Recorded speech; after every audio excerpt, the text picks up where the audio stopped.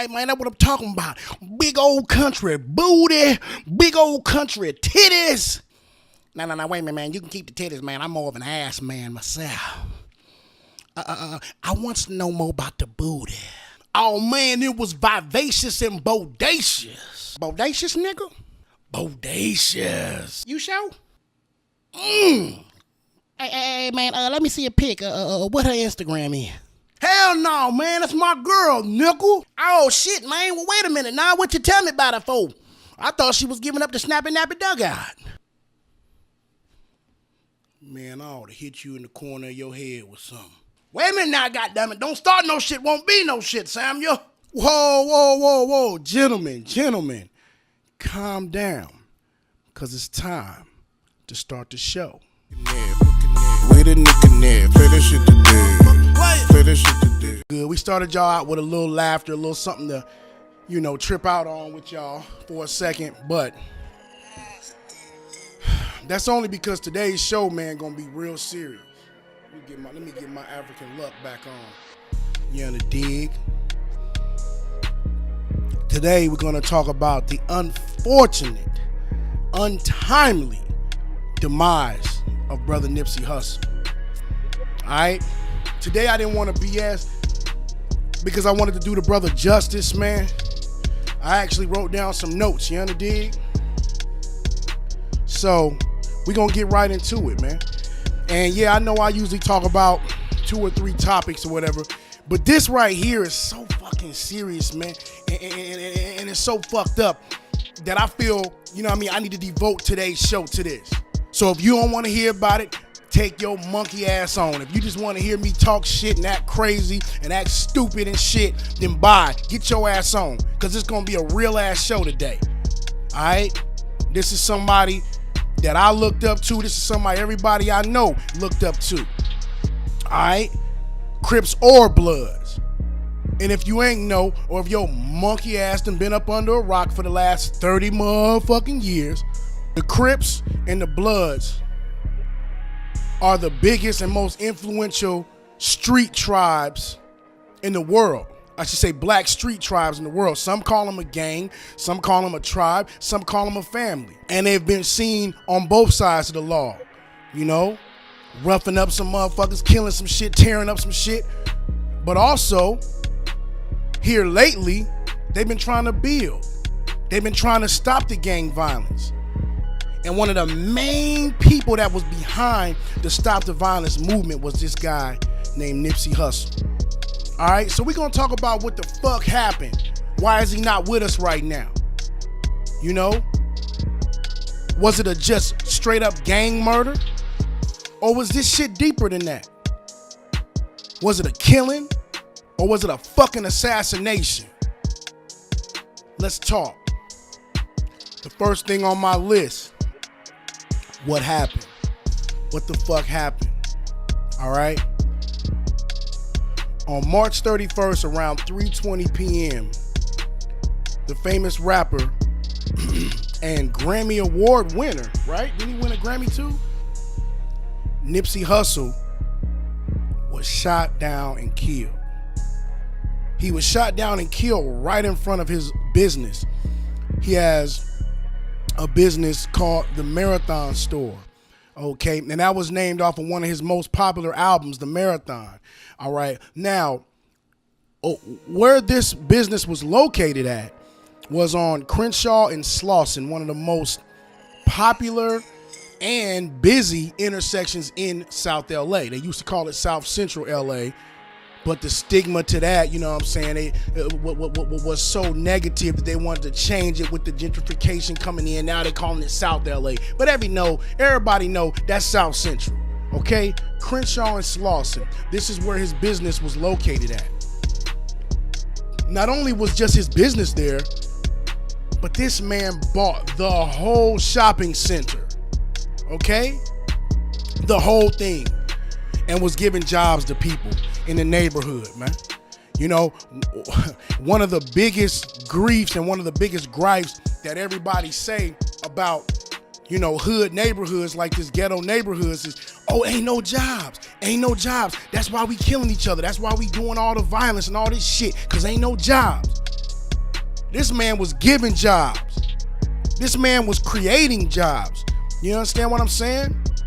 Not only that, but he was creating situations where youngsters can get knowledge, the knowledge, I should say, that they need in this day and age. You know, he had computer centers, right, where he was teaching kids about computers and teaching them about, you know, and I don't know how in depth, you know, everything went with it, but like he was basically teaching them networking, all kind of stuff like that. And these are the tools, you know, needed to compete in nowadays industries. Nowadays industries are going to computer based. You know what I'm saying? I used to be doing, you know what I mean, web radio, but now you see I'm right here on YouTube. This is where the future is going, to computers. And he had centers where he was teaching kids about computers, man. He was teaching kids about web development, all this shit like that, because he know what they looking for in the industry right here and right now. He wasn't teaching them to be no fucking janitor. Now, shouts out to all my custodial brothers out there. You know what I'm saying? But he wasn't teaching them to be no motherfucking janitor or no motherfucking, you know what I'm saying, no laborer. He was teaching them how to freaking think on a technical level. You understand? That's the reason why a lot of people think, you know, that his killing was political. Because maybe in certain parts of the country, they don't want the kids to change their lives. They want them to be fucked up and be killing each other. Why? Because all the anti-gang units, police units or whatever get funding for that. Get funding for us killing ourselves. And that's real. I don't give a fuck how you want to daggone twist it. In 1992, when we had a real gang truce after that Rodney King bullshit, when we had a real gang truce, guess what? Guess who stopped the truce? The fucking cops. The cops would get in a Crips car and go into a Bloods neighborhood and shoot it up. Or vice versa. And then, what did we do? We went and retaliated and kept the violence going. And that's exactly what they wanted us to do. They want us to kill ourselves. You know? You know, and look, in some neighborhoods, yeah, there are good cops. But in some neighborhoods, them motherfuckers is the problem. Quote me on that shit, motherfucker. That's how come a lot of people think that it was a setup. That brings me to my next question. Was it a setup? The guy that killed Nipsey, okay, he was a known informant working for law enforcement. This is one of the reasons why Nipsey Hussle didn't want this guy around. Not to say that Nipsey and them were into any illegal things like that or nothing like that, because they was all legit. They was doing their thing. But just the fact that this guy was an informant, Nipsey didn't want him anywhere around them. Okay? Because just being an informant is a deceptive spirit. You understand what I'm saying? Even though they wasn't doing nothing illegal, he don't want no deceivers around him. And I understand that sentiment. Because you can't trust no motherfucker that will deceive, that will lie, that will go behind your back and fuck you up. You can't trust no motherfucker like that. So we don't want him around. And Nipsey made it very clear that he didn't want this motherfucker around at all. And apparently dude couldn't handle that. So at the time that Nipsey was like, yo, get this motherfucker away from us, we don't want him around or whatever. Yeah, dude left, but apparently hours later he came back shooting up the whole motherfucking set. That's what the fuck happened. You understand? Why the fuck was dude there anyway? If you a known informant and all that shit, I'll tell you why he was there. Because he was trying to find something going on illegal, something going on fucked up that he could go back and daggone tattletale like a little bitch. And I'm not saying this motherfucker no bitch. This motherfucker's a known killer. Talking about Eric Holder or whatever, the motherfucker that killed Nipsey. He a known killer. Okay? But also he's a known informant. He's a known snitch. So I ain't saying he a bitch in no kind of way, but that snitching shit is some bitch shit. I will tell you that, nah. And it's the same thing they did with the Black Panthers or whatever. You know, they had people from the inside infiltrate and fuck up that camp, fuck up that organization. And they talk all that shit about the Black Panthers. Oh, they were a hate group and all this bullshit. But guess what? Every morning they was feeding kids. They had a daggone food drive program in communities where there was a lot of single mothers who couldn't even afford to daggone give their kids something to motherfucking eat. And they had a breakfast program. Yeah, this was the Black Panthers that every motherfucking body want to tell you was a hate group and was fucked up. Nah. They were policing their neighborhoods because what was going on at that time was a lot of police brutality as well. So the Black Panthers, they took up arms. Yeah, you goddamn right, them motherfuckers took up arms and daggone policed their own neighborhoods. Like some people were saying in some interviews, they would say, somebody would be beating up on their old lady or something like that. And they would say, oh, you gonna call the cops? And the girl would say, no, I'm gonna call the Panthers. Because at one point in time, that was a police force in the neighborhood, their own police force. But of course, J. Edgar Ho-ass Hoover and the rest of his punk ass cronies, you understand me, had to break that up.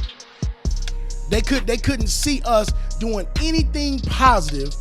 They had to fucking twist it and make it into something negative. And it's niggas like that punk ass Eric Holder that was running around fucking over organizations like the Panthers, fucking over organizations like the Marathon Organization.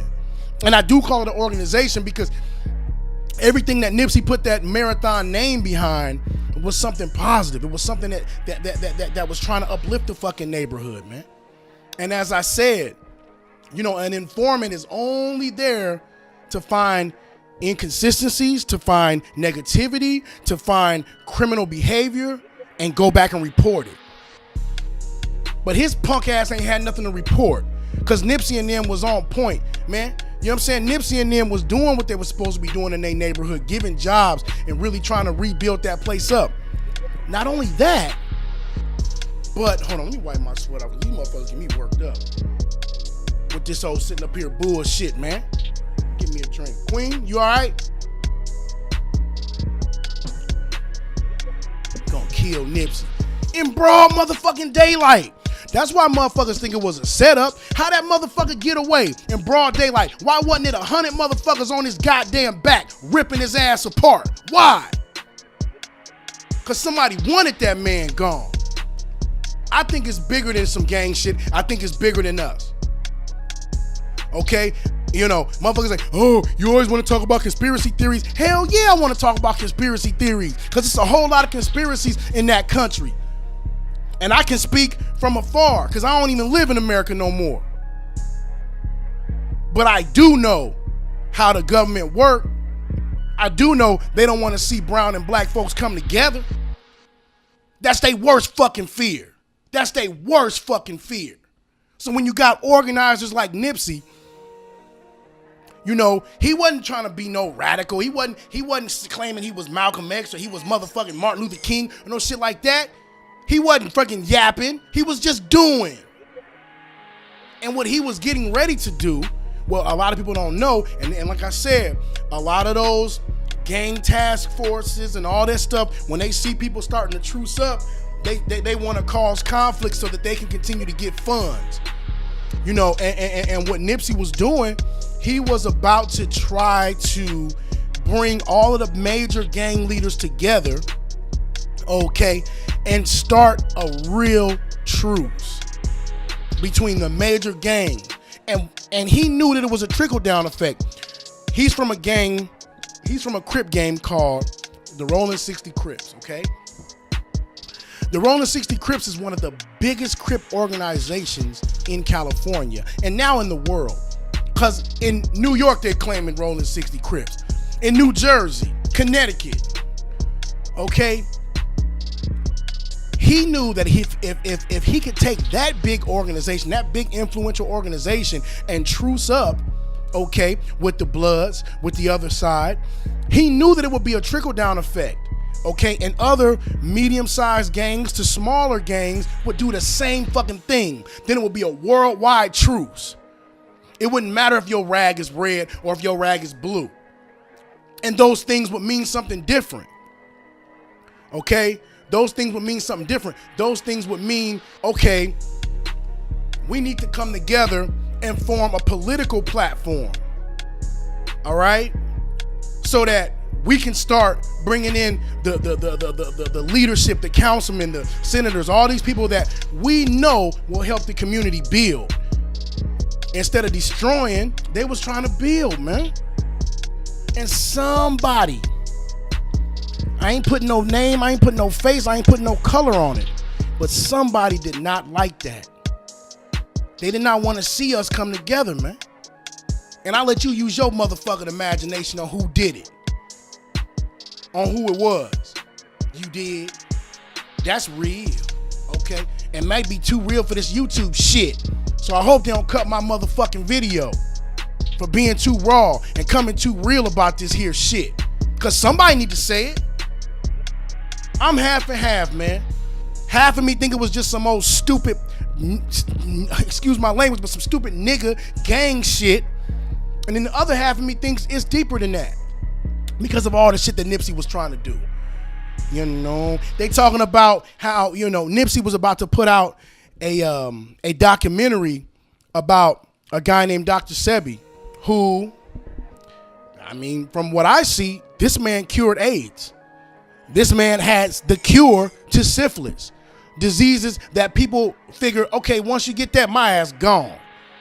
Nah, Dr. Sebi, with his natural alkaline and electric diets or whatever, he could show people how to come back and combat these diseases. And not only combat them, but, you know, to cure themselves of these diseases. One of the known people, one of the well-known people that he cured was Lisa Left Eye Lopez. Okay, rest in peace to her as well. He cured her of syphilis. Talking about Dr. Sebi here. And guess what happened to Dr. Sebi? He got murdered. That's what happened to Dr. Sebi. Why? Because the Food and Drug Administration wasn't having that shit. They know that the money is in the medicine. The money ain't in the cure. You understand what I'm saying? The money is in the medicine. If we can keep motherfuckers sick, you dig, we can keep making money because we giving them these goddamn punk ass halfway placebos. And you know what a placebo is? It's bullshit. If you listen to his music, man, he kept it so real. You know what I'm saying? He talks about the hood shit. He talks about the shit that he went through, but he also talks about the other side. You understand what I'm saying? The results of this shit. You know, he also talks about universal law, about what you put into the world come back to you, no matter what. But he also knew how to get jiggy, get crazy with it. You think he got a Grammy for nothing? No, he got a Grammy because he got dope ass music. That's why he got a motherfucking Grammy. You dig what I'm saying? And so, yeah, his impact affected both sides. And when I say both sides, I'm talking about both tribes, the Bloods and the Crips. He affected both of them, even though he was a Crip, brother. He did songs with YG, The Game. He did songs. He didn't mind doing songs with brothers from the opposite tribe. That brings me to my next thing right here, where we talk about Nip's legacy. And you know, if his legacy was to end gang violence, and I'm gonna take a drink on that because that's some real shit. If his legacy was to end the gang violence and shit like that, you know, the question is, are we fulfilling his legacy? Are we gonna continue his work? Even though they took him out, are we gonna continue his work? And the answer is hell motherfucking yeah. You know why? Because right now in LA, it's a unified gang truce. It's a gang truce right now. You understand? If you caught trying to kill another gang member from the opposite side, you looked at as a hoe right now. Because that's Nipsey's legacy. He wanted us to fucking come together, man. Now, no matter what, we got to keep this peace, y'all. And, you know, I know a lot of motherfuckers are saying, well, why did it take him to get killed for them to truce up? And it don't matter why the fuck they truced up. The bottom line is they truced up. The bottom line is the daggone gang violence is down in LA now because of this. That's the bottom line. And maybe others cities across the U.S. that have gang problems, i.e. Chicago, i.e. Detroit, i.e. Ohio, all these places that have gang problems, maybe they can daggone take a note from what LA's doing and stop slaughtering each other. Maybe.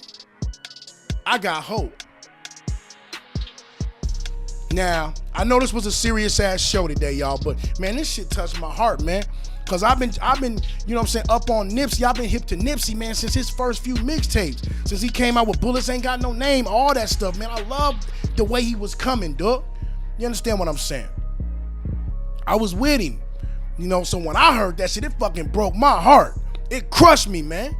It crushed me, because it was finally somebody out there that wasn't talking some stupid ass shit, that really wanted to see us do right and wanted to see us be better, man.